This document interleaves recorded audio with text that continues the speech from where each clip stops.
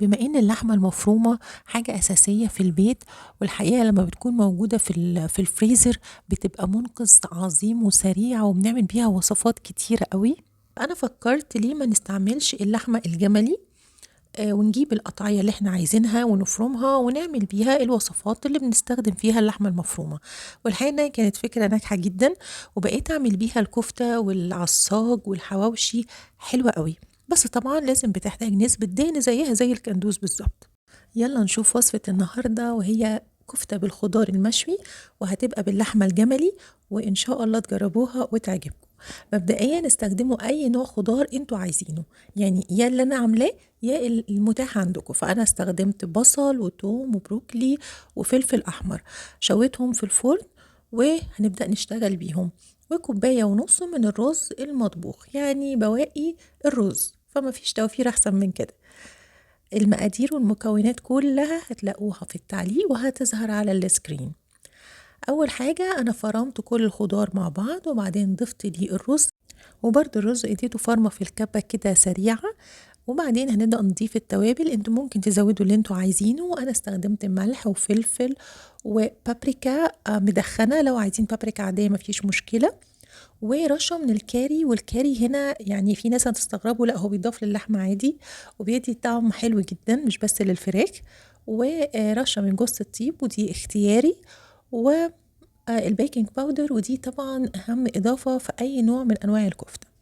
بعد كده هنضيف اللحمة، وزي ما قلت لكم لازم يكون فيها جزء ملبس أو دهن، أو ممكن تعملوا خليط بين الجملي وبين الكندوز زي ما تحبوا، وتتفرم ناعم. انتوا عارفين انا اللي بفرم اللحمة بنفسي، فانا بفرمها وشين.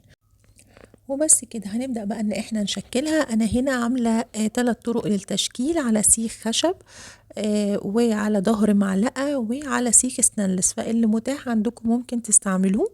والحقيقة ان كانت اسهل حاجة السيخ الستانلس، كان سهل قوي في التشكيل. وبس كده. يا ريت قبل ما ندخلها الفرن، اولا طبعا الفرن يكون سخن سخن جدا.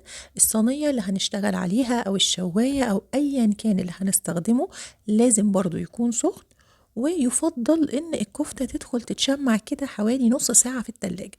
ما عندكوش وقت خلاص تمام اشتغلوا بيها على طول، بس يفضل ان هي يعني ايه تسقع شوية. وبس كده. ده كده الكمية كلها عملت 30 صباع كفتة، عشان أنا عارفة انتوا بتحبوا تعرفوا التفاصيل الصغيرة دي. دي الطريقة اللي أنا سويتها بيها. صينية وبطنتها بالفويل، وعليها الشبكة الستانلس دي، ودخلتها الفرن وكانت سخنة جدا وأنا بحط عليها الكفتة. بس كده تدخل بقى الفرن وتستوي لغاية ما يبقى ده شكلها. حلوة جدا وبجد لذيذة، طرية زي ما انتوا شايفين. بجد كانت يعني كانت حلوة قوي. وانا بقالي فترة بستعمل اللحمة الجملي في الكفتة.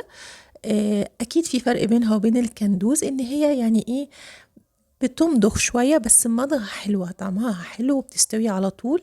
ويا ريت تجربوها، واللي يجربها يقول لي رأيه. وعلى فكرة الرز اختياري مش أساسي، حابين تضيفوه اوكي، مش حابين مفيش مشكلة. فتجربوها وتقولوا لي رأيكم، وما تنسوش تعملوا لايك وشير، وكمان تشتركوا في القناة. وبألف هنا وشفا.